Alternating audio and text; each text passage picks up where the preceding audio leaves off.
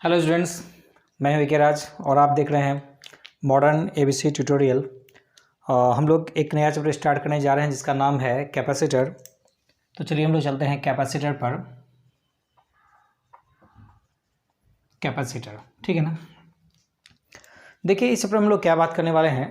तो इस चैप्टर में हम लोग पढ़ने वाले हैं पैरेलल प्लेट कैपेसिटर और ग्रुपिंग ऑफ कैपेसिटर, और थोड़ा बहुत हम लोग अलग से भी बात कर लेंगे, ठीक है ना। इन सारी चीज़ों पर हम लोग बात करेंगे। तो उससे पहले हम लोग थोड़ा सा चर्चा करते हैं conductor and insulator. Conductor and insulator बहुत सिंपल सा डेफिनेशन है और आप जानते भी हैं। तो चलिए हम लोग बात करते हैं कंडक्टर। कंडक्टर किसको कहते हैं? कंडक्टर, चालक जिसको हम हिंदी में बोलते हैं। Carry the substance which have lots of free electrons and the substance through which electricity can flow, है ना। इलेक्ट्रिसिटी फ्लो कर सकता है, उसको हम लोग कहते हैं कंडक्टर। और जस्ट उसका अपोजिट हो जाएगा क्या? इंसुलेटर। तो लिखेंगे the substances which have lots of free electrons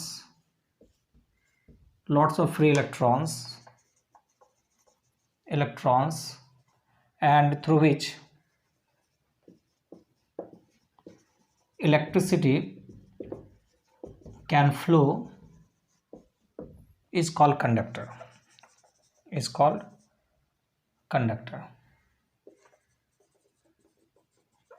ठीक है।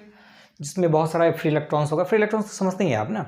जिसमें बहुत सारा फ्री इलेक्ट्रॉन्स होगा और जिससे इलेक्ट्रिसिटी फ्लो कर सकता है उसको हम लोग कहते हैं कंडक्टर, ठीक है ना। एज फॉर एग्जाम्पल में देख लीजिए, जैसे कॉपर, आयरन तो उतना अच्छा नहीं, हम लोग सिल्वर कहते हैं पहले, सिल्वर, एल्यूमिनियम, है ना, ETC, ये सब एक अच्छा कंडक्टर है, ठीक है क्या। अब हम लोग बात करते हैं इंसुलेटर या नॉन कंडक्टर, कुचालक, अचालक, जो भी बोलिए आप। इंसुलेटर क्या? The substances which have negligible मतलब नगण्य, जरा सा भी नहीं, negligible free electrons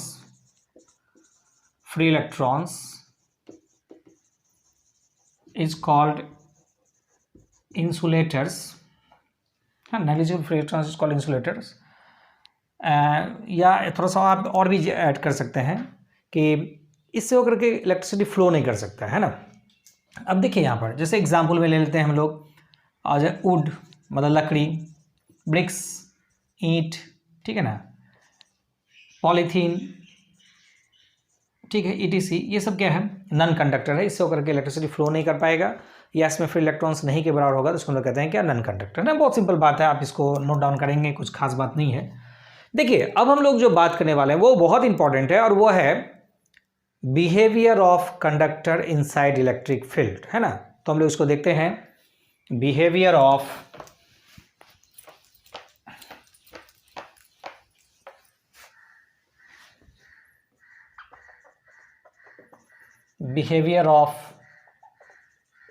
conductor inside electric field.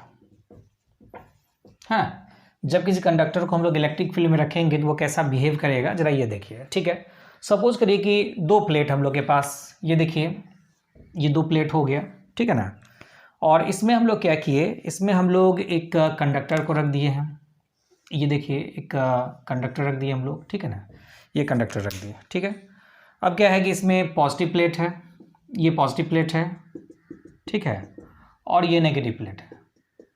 और इलेक्ट्रिक फील्ड लाइंस जो है या इलेक्ट्रिक फील्ड इंटेंसिटी कहिए, इसका जो डायरेक्शन है वो प्लस से कहाँ होगा? माइनस की ओर। इसको हम लोग E0 कह दिए हैं, इनिशियल, ठीक है ना। यहाँ पर भी E0 होगा, ठीक है। और लेकिन क्या होगा कि जैसे हम लोग इसको इलेक्ट्रिक फील्ड में रखेंगे तो यहाँ पर पोलराइजेशन शुरू हो जाएगा और जो इलेक्ट्रॉन है वह नेगेटिव से पॉजिटिव प्लेट की ओर तब तक चलेगा, है ना। और पॉजिटिव जो है ये इसी ओर रह जाएगा, पॉजिटिव नेगेटिव की ओर चला जाएगा। और ये पोलराइजेशन तब तक होगा जब तक कि internal electric field external electric field के इक्वल ना हो जाए, है ना। ये E0 बाहरी इलेक्ट्रिक फील्ड है और E क्या है? इंटरनल इलेक्ट्रिक फील्ड है। तो दोनों जब तक इक्वल नहीं हो जाएगा तब तक ऐसा होता रहेगा, ठीक है। तो इसी को हम लोग कहते हैं behaviour of conductor inside electric field. तो पहला पॉइंट क्या हो गया इसमें, कैसा बिहेव करेगा, the net electric field inside the conductor is zero, है ना। कंडक्टर के अंदर नेट इलेक्ट्रिक फील्ड क्या होगा, जीरो। मैंने बताया कैसे होगा, ये जो कंडक्टर रखेंगे तो इसमें इलेक्ट्रॉन और जो पॉजिटिव चार्ज है, चार्जेस का पोलराइजेशन तब तक होगा जब तक कि इलेक्ट्रॉन और ये अंदर का जो इलेक्ट्रिक फील्ड है वो बाहर के इलेक्ट्रिक फील्ड के इक्वल ना हो जाए, और जैसे ही इक्वल हो जाएगा, इक्वल एंड अपोजिट, तो जीरो हो जाएगा, ठीक है ना। दूसरा क्या कहता है, द नेट इलेक्ट्रिक चार्ज, या सिर्फ चार्ज के ना, net electric charge inside the conductor is zero. Conductor के अंदर जो इलेक्ट्रिक चार्ज है वो जीरो होगा। कैसे, तो जरा इसको समझ लेते हैं। हम लोग जानते हैं since integration E dot D R या डी ए कहिए इक्वल्स टू, हम लोग क्यू बाय एप्सिलॉन नॉट पढ़े थे, कुछ याद होगा। Since E equals to zero, जैसे ही ई जीरो होगा तो क्यू का वैल्यू क्या हो जाएगा, जीरो। जब यही जीरो होगा तो ये टोटल जीरो होगा, तो क्यू का वैल्यू क्या होगा, जीरो। इसका मतलब है कि अंदर में कोई चार्ज नहीं होगा, क्योंकि इलेक्ट्रिक फील्ड इंटेंसिटी जीरो है तो चार्ज भी नहीं होगा, ठीक है ना। थर्ड पॉइंट क्या कहता है, the charge resides on the surface of the conductor. The charge ये एक्स्ट्रा चार्ज है, resides on the surface of the conductor. हम लोग गॉसेस थ्योरम में पढ़े थे, कुछ याद होगा आपको, कि अगर कोई हॉलो कंडक्टिंग बॉडी लेते हैं तो उसके अंदर जो भी चार्ज है वो सारा चार्ज, एक्सटर्नल चार्ज जो है वो सब कहाँ चला जाएगा, वो सब आउटर सरफेस पे चला जाएगा। ये हम लोग पढ़ चुके हैं, ठीक है ना। चौथा के बारे में बात करेंगे, the electric field is always perpendicular on the surface of charge, है ना। चार्ज के सरफेस पर क्या होगा, परपेंडिकुलर होगा, ठीक है। ये भी हम लोग बात कर चुके हैं, ठीक है। इसको नोट कर लेंगे पॉज करके। नेक्स्ट, पांचवा पॉइंट क्या कहता है, पांचवा पॉइंट कहता है नंबर 5 में, पांचवा पॉइंट कहता है क्या, कि द इलेक्ट्रिक पोटेंशियल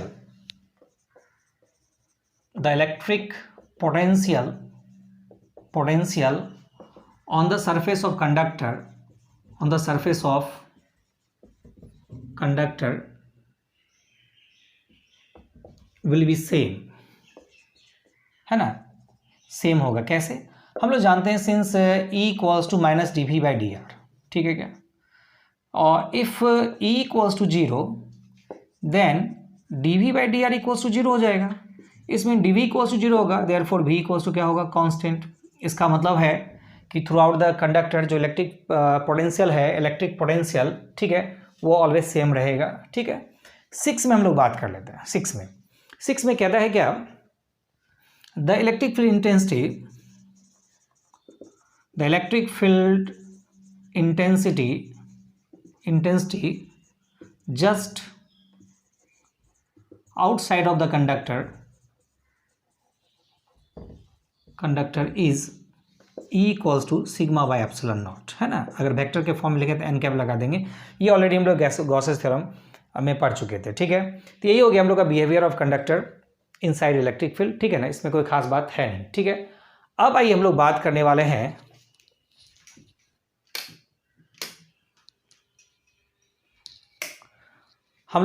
वाले हैं कैपेसिटेंस, ठीक है ना। तो चलिए हम लोग चलते हैं कैपेसिटेंस पर।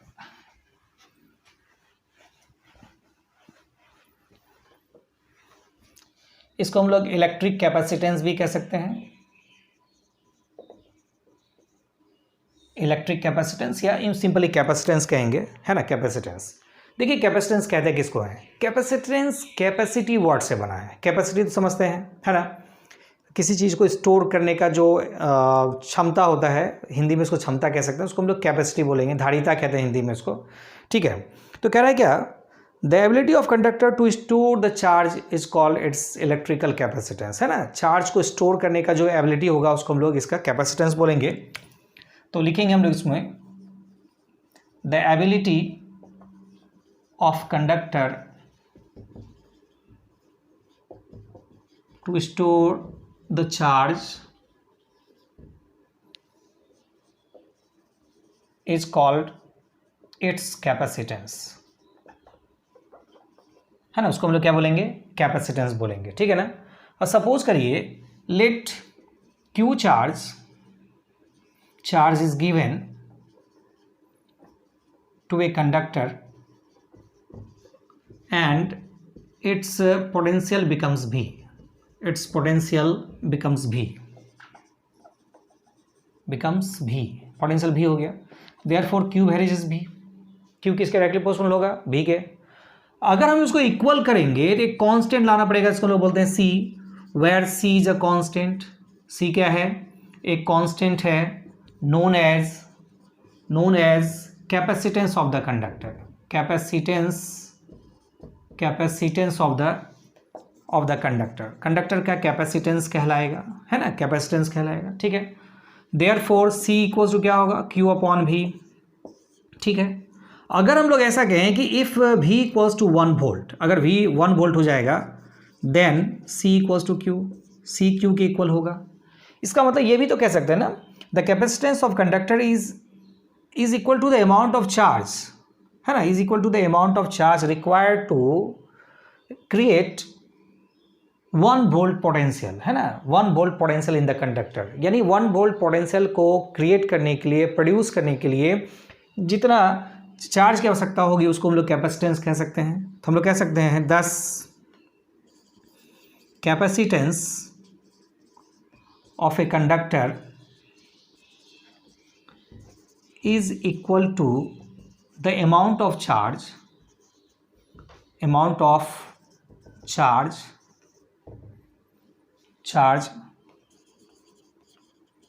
required to produce कर देते हैं, produce the potential of 1 volt, ठीक है ना। तो इसको आप लिख लीजिए वीडियो पॉज करके, ठीक है, हो गया। तो चलिए अब हम लोग बात करते हैं SI यूनिट पर। किस पर बात करें, SI unit, SI unit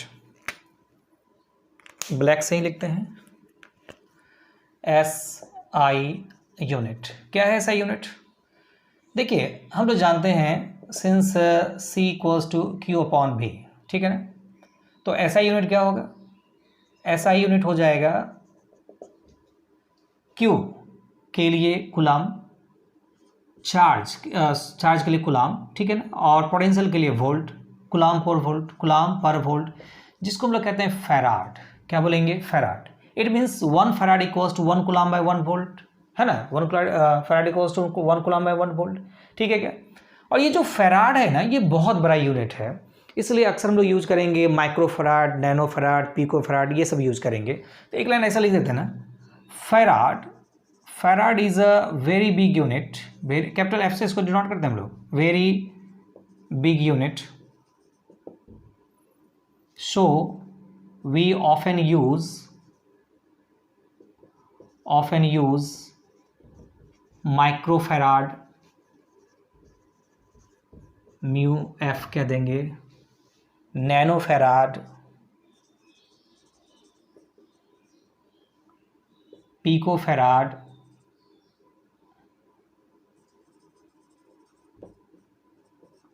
ETC, ठीक है ना। डायमेंशनल फार्मूला देख लेते हैं, डायमेंशनल फार्मूला, चार्ज को तो रहने, चार्ज के लिए तो 80 हो जाएगा, ये तो आप जानते हैं।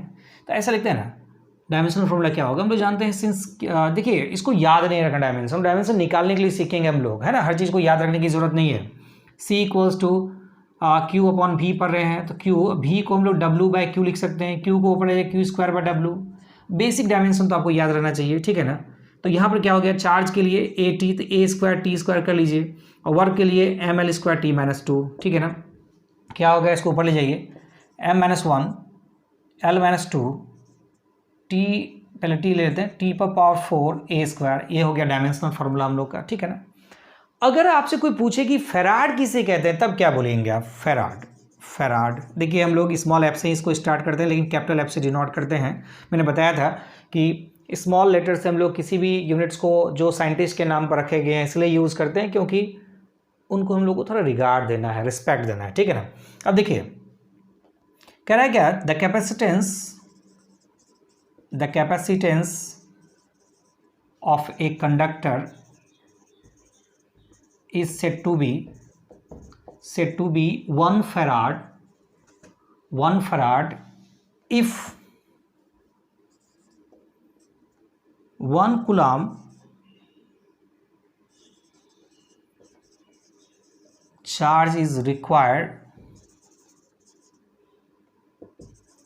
to increase its potential through 1 volt, potential through 1 volt, है ना, ठीक है। The capacitance of a conductor is said to be 1 farad if 1 coulomb of charge is required to increase it potential through 1 volt, है ना। तो capacitance को 1 volt से, potential को 1 वोल्ट से इंक्रीज करने के लिए 1 कूलम चार्ज की आवश्यकता होगी, तो हम लोग कह देंगे कैपेसिटेंस को 1 फराड, ठीक है ना। कोई बात तो नहीं है, आगे बढ़ें। चलिए अब आगे बढ़ते हैं। आइए अब हम लोग देखते हैं capacitance of spherical conductor. Capacitance of spherical conductor, capacitance of spherical conductor. Spherical conductor का हम लोग कैपेसिटेंस ज़रा देख लें, ठीक है ना। स्फेरिकल कंडक्टर, स्फेरिकल तो आप समझ ही रहे हैं, और जब कंडक्टर बोल रहे थे यहाँ हॉलो स्फेयर के बारे में बात कर रहे हैं। ये देखिए स्फेरिकल कंडक्टर है और इस पर हम लोग चार्ज दे दिए, तो चार्ज क्या होगा, चार्ज यूनिफॉर्मली डिस्ट्रीब्यूट हो जाएगा, इस पर हो जाएगा ना। चार्ज देखिए पूरी तरह समान रूप से फैल जाएगा और ये इक्वी पोटेंशियल सरफेस बनाएगा। और सपोज करिए कि इसका जो रेडियस है ये कैपिटल आर है ना, इस पर क्यू चार्ज दिए हैं, तो कैपेसिटेंस क्या होगा, तो हम लोग कह देंगे let Q charge is given to a conductor, to a spherical conductor of radius r.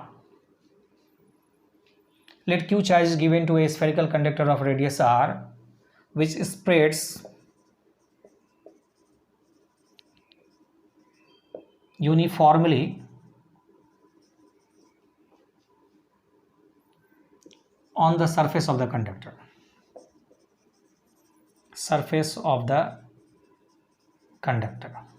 ठीक है। कंडक्टर के सरफेस पर यूनिफॉर्मली फैल जाएगा, ठीक है ना। अब देखिए अगर हम लोग ये बात करें तो एक बात आप पढ़े होंगे, याद है आपको, कि हॉलो स्फेयर के टोटल चार्ज को उसके सेंटर पर हम लोग कंसंट्रेटेड मान सकते हैं। तो हम लोग हॉलो स्फेयर के सरफेस पर टोटल पोटेंशियल क्या होगा, the potential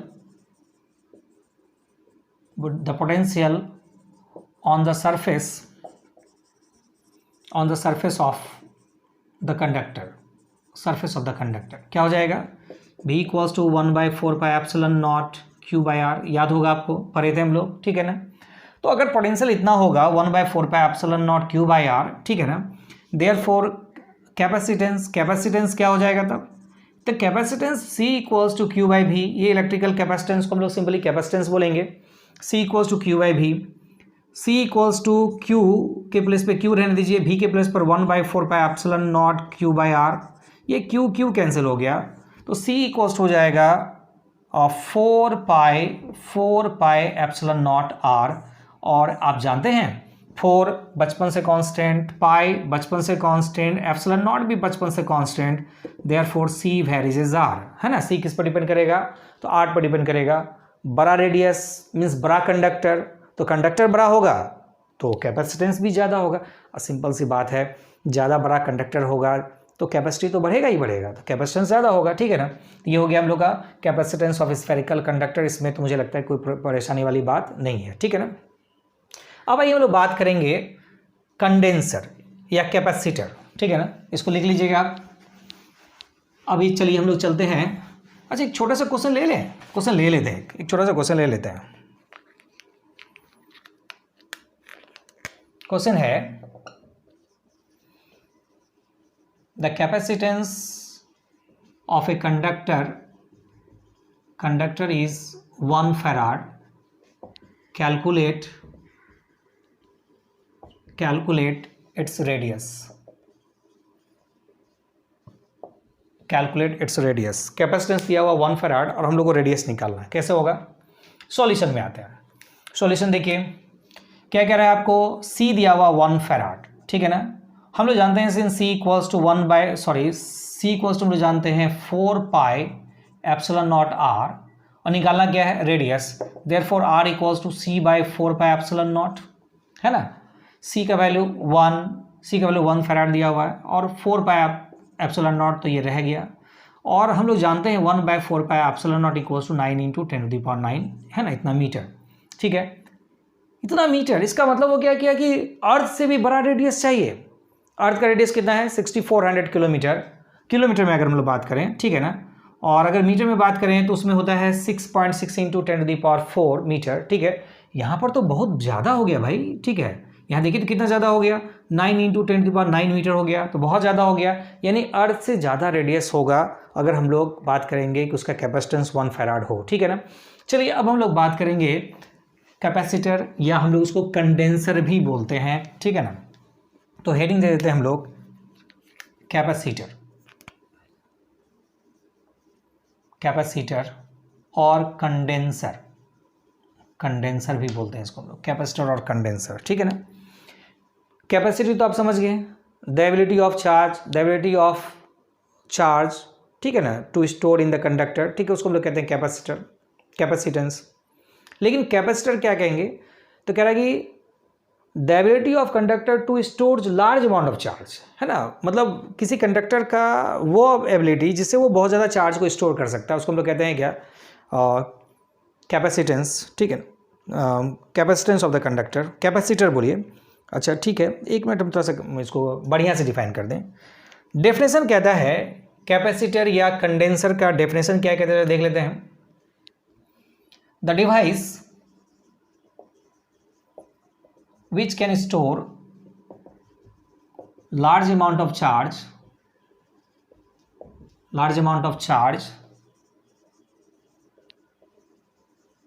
is called capacitor। क्या बोलेंगे उसको हम लोग? कैपेसिटर, है ना। जो बहुत ज़्यादा चार्ज को स्टोर कर पाएगा उसको हम लोग कहेंगे क्या? कैपेसिटर, ठीक है क्या? इसमें कोई खास बात नहीं है, ठीक है ना। कैपेसिटर कितने टाइप्स का होगा, तो ये देख लीजिए, ये जो कैपेसिटर है ना, ये 3 टाइप्स का होगा। कितने टाइप्स का होगा? 3 टाइप्स का होगा, 3 टाइप्स का कैपेसिटर होगा। नंबर 1 हो जाता है, नंबर 1 में ए लिखेंगे, पैरेलल प्लेट कैपेसिटर, जो हम लोग को पढ़ना है according to syllabus. Number B लिख लेते हैं, parallel plate capacitor, capacitor with dielectric slab, जिसके साथ डाइलेक्ट्रिक स्लैब भी होगा, उसमें थोड़ा सा इंसर्ट किया हुआ रहेगा डाइलेक्ट्रिक स्लैब, ठीक है ना। ये दोनों हम लोग को पढ़ना है सिलेबस के अनुसार, ठीक है। दूसरा जो टाइप है वो है स्फेरिकल कैपेसिटर, स्फेरिकल कैपेसिटर, है ना। और स्फेरिकल मतलब गोलीय, है ना, गोलीय संधारित्र। अच्छा हिंदी में जानते हैं इसको क्या बोलते हैं हम लोग? संधारित्र, ठीक है ना। जिनको लगे कि जानना है क्या है उसका हिंदी, तो मैंने लिख दिया। और थर्ड होता है सिलेंड्रिकल कैपेसिटर, सिलेंड्रिकल कैपेसिटर, ठीक है ना। तो कितने टाइप्स का कैपेसिटर हो गया? 3 टाइप्स का। एक हो गया पैरेलल प्लेट कैपेसिटर, दूसरा spherical capacitor, and third is cylindrical capacitor, ठीक है ना। हम लोग इसमें बारी बारी से देखेंगे, तो सिलेबस के अकॉर्डिंग तो हम लोग को ये पढ़ना ही है, लेकिन मैं आपको ये भी करा ही दूंगा क्योंकि इससे रिलेटेड न्यूमेरिकल्स मैंने एनसीईआरटी में देखे हैं, कुछ क्वेश्चंस मैंने देखे हैं, ठीक है क्या। तो चलिए हम लोग बात करते हैं सबसे पहले पैरेलल प्लेट कैपेसिटर, लेकिन उससे पहले थोड़ा सा हम लोग प्रिंसिपल ऑफ कैपेसिटर पर बात कर लेते हैं, उससे फिर हम लोग आगे बढ़ेंगे, ठीक है ना। तो चलिए हम लोग चलते हैं principal of capacitor. Principle of capacitor में चलते हैं। प्रिंसिपल ऑफ कैपेसिटर, एग्जाम्पल में लोग पैरेलल प्लेट कैपेसिटर को ही लेके चलते हैं, ठीक है ना। ये देखिए, ये सपोज करिए कि ये एक पैरेलल प्लेट है, हाँ ये पैरेलल प्लेट हो गया, पैरेलल प्लेट, ठीक है ना। इससे पहले इसी फिगर को हम एक बार फिर से बना लेते हैं, एक और बार। ये देखिए, ये हो गया। अब क्या है कि ये जो प्लेट है कैसे हम लोग इसके कैपेसिटी को बढ़ा पाएंगे। सपोज करिए कि इस पर हम लोग प्लस चार्ज दिए तो क्या होता है, इस पर माइनस चार्ज इंड्यूस्ड हो गया। हम लोग इस पर और प्लस चार्ज देंगे तो इस पर माइनस चार्ज और ज़्यादा इंड्यूस्ड हो जाएगा, ठीक है क्या। इस तरह से क्या है कि हम लोग इसके कैपेसिटी को बढ़ा पाएंगे, है ना, लेकिन बहुत ज़्यादा कैपेसिटी नहीं बढ़ पाएगा। कैपेसिटी को और ज़्यादा बढ़ाने के लिए हम लोग क्या करेंगे, जैसे इस पर प्लस चार्ज दिए तो आप देखिए क्या, इस पर माइनस चार्ज तो इंड्यूस्ड हो गया, थोड़ा सा और आप प्लस चार्ज और दे दिए, थोड़ा सा माइनस चार्ज और इंड्यूस्ड हो गया। लेकिन अगर हम लोग इसको अर्थ कर दें, क्या करें, अर्थ, EARTHED, अर्थ, भूधृत बोलते हैं हिंदी में, भूत नहीं धराएंगे, मतलब अर्थ करेंगे, ठीक है ना, अर्थ से कनेक्ट करेंगे। जैसे इसको हम लोग अर्थ करेंगे तो क्या है कि आप और चार्ज देंगे इस पे, इस प्लेट पर, तो यहाँ पर और माइनस चार्ज आ जाएगा। आप और चार्ज देंगे इस पे तो और माइनस चार्ज आ जाएगा, ठीक है। इस तरह से इसकी कैपेसिटी क्या होगा, बढ़ता जाएगा, है ना। बहुत ज़्यादा कैपेसिटी को हम लोग बढ़ा सकते हैं। तो एक डेफिनेशन अगर हम लोग यहाँ से निकाल करके लाएं तो एक चीज़ समझ में आता है, the arrangement of two parallel plate या टू कंडक्टर, टू प्लेट्स कह दीजिए, टू कंडक्टर कह दीजिए, so that one is earthed and other can store large amount of charge is called principle of capacitor, principle of capacitor, ठीक है ना। एक और चीज़ मैं आपको बता दूं, जिस प्लेट पर हम लोग चार्ज को स्टोर करते हैं उसको हम लोग बोलते हैं collecting plate, collecting plate, collecting plate, ठीक है ना। और जिस पर चार्ज इंड्यूस होता है उसको हम लोग बोलते हैं कंडेंसिंग प्लेट, कंडेंसिंग प्लेट, समझ रहे हैं क्या। और इसका जो डेफिनेशन है वो जरा हम लोग लिख लें। तो चलिए हम लोग डेफिनेशन लिख लेते हैं। क्या हो गया definition, the arrangement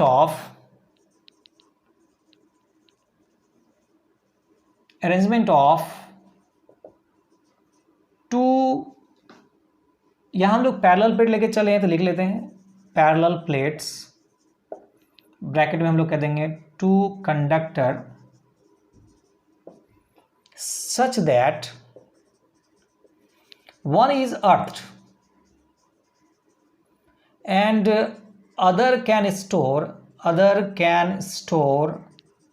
large amount of charge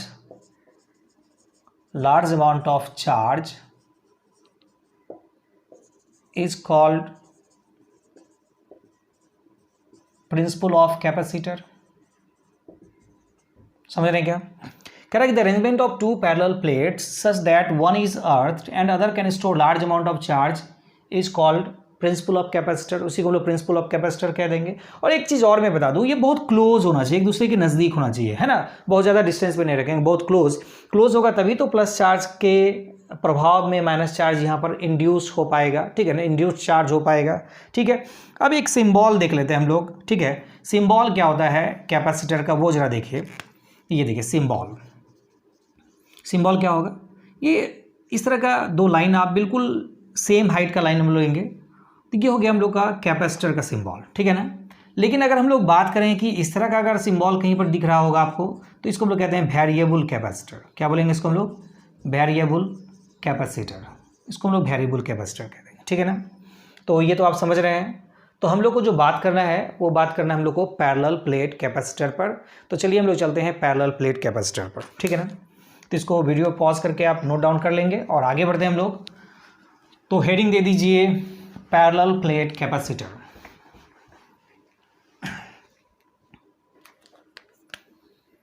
number 1 में ए पढ़ने जा रहे हैं हम लोग, parallel plate capacitor. Parallel plate capacitor के बारे में हम लोग बात कर रहे हैं, ठीक है ना। अभी हम लोग फोटो बनाए ही थे, उसी फोटो को हम लोग फिर से बनाने जा रहे हैं, ठीक है ना। देखिए जरा यहाँ मान लेते हैं क्या कि ये एक प्लेट हो गया, ठीक है, और फिर इसके बहुत क्लोज एक दूसरा प्लेट हम लोग ला रखे हैं, ये देखिए दूसरा प्लेट हो गया, है ना। इस प्लेट को हम लोग अर्थ कर रहे हैं, ठीक है। इस पर हम लोग चार्ज दिए तो ये इसको हम लोग ए कह सकते हैं, उसको हम लोग बी कह देते हैं, या इसका नाम कुछ रख दीजिए ना, इसको एम बोल देते हैं, इसको एन बोल देते हैं। इस पर हम लोग प्लस चार्ज दे रहे हैं, माइनस चार्ज इसमें क्या हो जाएगा, इंड्यूस्ड हो गया। दोनों प्लेट के बीच का जो डिस्टेंस है वो स्मॉल डी है, ठीक है ना। और इनके बीच यूनिफॉर्म इलेक्ट्रिक फील्ड है, ये पैरेलल है ना, पैरेलल है तो इसका मतलब है यहाँ पर जो इलेक्ट्रिक फील्ड होगा वह कैसा होगा, यूनिफॉर्म इलेक्ट्रिक फील्ड है, ठीक है क्या। साथ साथ हम लोग बात करें इसका जो सरफेस चार्ज डेंसिटी है प्लस सिग्मा और इसका क्या हो गया माइनस सिग्मा। तो ये जो फोटो है हम लोग बनाए पैरेलल प्लेट कैपेसिटर का, ठीक है। तो चलिए हम लोग इसको थोड़ा सा डिस्क्राइब कर लें। It consist of two parallel plate very close to each other, एक दूसरे के बहुत क्लोज रखते हैं, ठीक है ना। Let M and N are two parallel plates of area A and surface charge density plus sigma and minus sigma respectively, ठीक है। The separation between the plate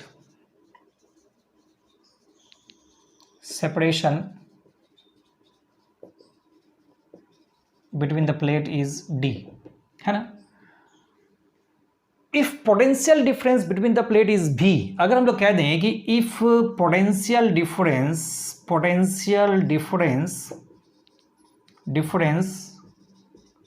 between the plates is V, then V equals to हम लोग क्या जानते हैं, हम लोग तो पढ़े हैं V इक्वल्स टू क्या कह देंगे, पोटेंशियल डिफरेंस अगर हम लोग V कह रहे हैं तो हम लोग V के बारे में बात करें तो V इक्वल्स टू क्या, हम लोग ऐसा एक बार याद है आपको कुछ, E equals to minus dV/dr, ठीक है ना। तो V इक्वल्स टू क्या हो जाएगा यहाँ पर, dV equals to minus EdR, ऐसा हो जाएगा। लेकिन एक्चुअली यहाँ पर हम लोग बात कर रहे हैं क्या कि इलेक्ट्रिक फील्ड दोनों प्लेट के बीच कांस्टेंट है। जब इलेक्ट्रिक फील्ड कांस्टेंट है इसका मतलब है कि हम लोग यहाँ पर क्या लिखेंगे, E इंटू डी, ई को तो E रख दिए और dr को हम लोग यहाँ पर क्या कर दिए D, क्योंकि दोनों प्लेट के बीच का डिस्टेंस जो है वो D है, माइनस साइन को हम लोग अवॉइड कर दिए, तो V equals to E d. और हम लोग जानते हैं since E equals to sigma by epsilon naught, कुछ याद है मैंने कहा था गॉसेस थ्योरम में, है ना, फोर्थ एप्लीकेशन में, कि एक प्लेट पॉजिटिव होगा और दूसरा प्लेट नेगेटिव होगा तो दोनों प्लेट के बीच जो इलेक्ट्रिक फील्ड इंटेंसिटी वो कितना होगा, सिग्मा बाय एप्सिलॉन नॉट। तो हम लोग कह देंगे since E equals to sigma by epsilon naught therefore V equals to sigma by epsilon naught into d, ऐसा हो जाएगा। नाउ कैपेसिटेंस निकालना है तो कैपेसिटेंस इक्वल्स टू क्या हो जाएगा, capacitance C equals to Q upon V कहते हैं हम लोग, है ना। तो C इक्वल्स टू Q का वैल्यू देखिए, तो Q को हम लोग क्या कह सकते हैं, सिग्मा ए कह सकते हैं क्या, हम बगल में लिख दे रहे हैं, क्यों हो गया sigma equals to Q by A, area A है इसका, सरफेस चार्ज डेंसिटी सिग्मा है, तो Q इक्वल्स टू सिग्मा ए, समझ गए होंगे, है ना।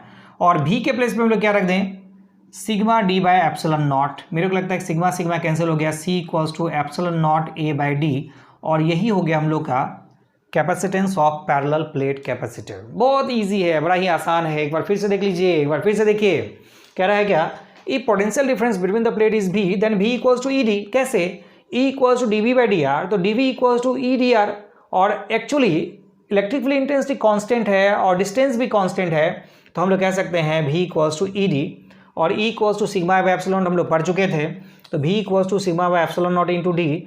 Now capacitance C equals to Q upon V, तो Q equals to sigma A कैसे यहाँ लिख दिए हैं और V का वैल्यू भी पुट कर दिए, तो C इक्वल्स टू हो गया epsilon naught A by D, है ना। इसमें कोई बात नहीं है, तो ये तो आप समझ गए। अब इसका नंबर B देखते हैं हम लोग, है ना। ये तो समझ गए हैं, वीडियो पॉज करके आप लिख लीजिए, पहले लिख लीजिए आप, हो गया ना। चलिए अब हम लोग B में चलते हैं, है ना। B में याद होगा हमने अभी भी बताया था, parallel plate capacitor with dielectric slab, ठीक है, parallel plate capacitor with dielectric slab, हाँ, स्लैब मतलब सिल्ली, एक छोटा सा सिल्ली, हम लोग पतला सा सिल्ली डाल देंगे, फोटो फिर वही बनेगा, ध्यान से देखिएगा। ये सपोज करिए कि ये पैरेलल प्लेट जो हम लोग तभी बनाए थे वही पैरेलल प्लेट है, ये पैरेलल प्लेट ही है, नाम भी इसका वही रखेंगे हम लोग। ये M है और ये N है, और इसको हम लोग अर्थ किए थे तो अर्थ रहेगा ही रहेगा ये। लेकिन क्या किए हम लोग एक डाइलेक्ट्रिक स्लैब को यहाँ पर देखिए इंट्रोड्यूस किए हैं, एक डाइलेक्ट्रिक स्लैब को हम लोग इंट्रोड्यूस कर दिए, ठीक है। और क्या देख रहे हैं कि इसके बाहर जो इलेक्ट्रिक फील्ड इंटेंसिटी था इस बार इसको हम लोग ई नॉट मान लेते हैं, ई नॉट, ठीक है ना। इसके बाहर जो इलेक्ट्रिक फील्ड इंटेंसिटी वो क्या है, ई नॉट है। लेकिन हम लोग अभी पढ़े थे behaviour of conductor inside electric field, यहाँ पर क्या होगा, इसके अंदर इलेक्ट्रिक फील्ड डेवलप कर जाएगा तो उसको हम लोग ई कह देते हैं, इसके अंदर एक इलेक्ट्रिक फील्ड डेवलप कर गया, ठीक है ना, है ना। और आप इसको ई पी भी कह सकते हैं, ई ही बोलिए, ठीक है। और यहाँ पर तो चार्ज दिए ना हम लोग, यहाँ पर चार्ज दे दिए हैं, ये देखिए इस पर प्लस चार्ज है, इस पर प्लस चार्ज है, इस पर क्या है माइनस चार्ज है, ठीक है ना। इसका प्लस सिग्मा, इसका क्या है माइनस सिग्मा, है ना। ये हम लोग पढ़ चुके हैं, दोनों प्लेट के बीच का डिस्टेंस डी है। इसका जो थिकनेस है, ये जो डाइलेक्ट्रिक स्लैब है इसका जो थिकनेस है वो टी है, ये जो थिकनेस है वो टी है, ठीक है ना। और डाइलेक्ट्रिक कांस्टेंट के है, डाइलेक्ट्रिक कांस्टेंट हम लोग इसका बोल देते हैं के, या हम लोग एप्सिलॉन आर भी ले सकते हैं, ठीक है। और ये जो देख रहे हैं गैप, इस दोनों गैप में हवा भरा हुआ है। तो हम लोग बात करेंगे capacitance of parallel plate capacitor. अभी हम लोग बात किए हैं capacitance of parallel plate capacitor, parallel plate capacitor का कैपेसिटेंस हम लोग बात किए C equals to epsilon naught A by D. इसको फिलहाल C नॉट मान लेते हैं, C naught equals to epsilon naught A by D हम लोग ऐसा मान लिए, है ना। अब क्या कह रहा है, now we introduce a dielectric slab of thickness T and dielectric constant K, या हम लोग इसको एप्सिलॉन R लेके भी चल सकते हैं K, ठीक है ना। अब क्या देख रहे हैं हम लोग, potential difference, if potential difference between the plates is V, then V equals to क्या पढ़े थे, E इंटू टी या D।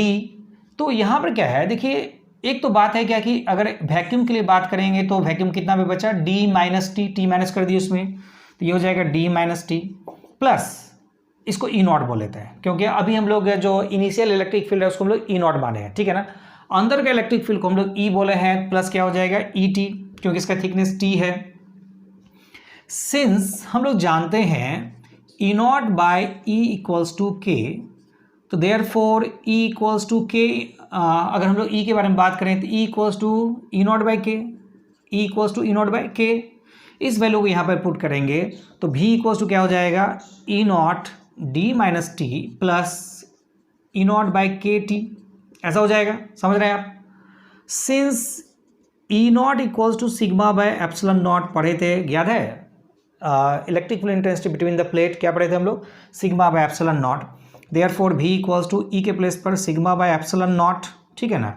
और इसको थोड़ा सा और आगे बढ़ा सकते हैं, सिग्मा को हम लोग लिख सकते हैं क्या, Q by A into epsilon not, ऐसा लिख सकते हैं ना, Q by A into epsilon not ऐसा लिख सकते हैं हम लोग, ठीक है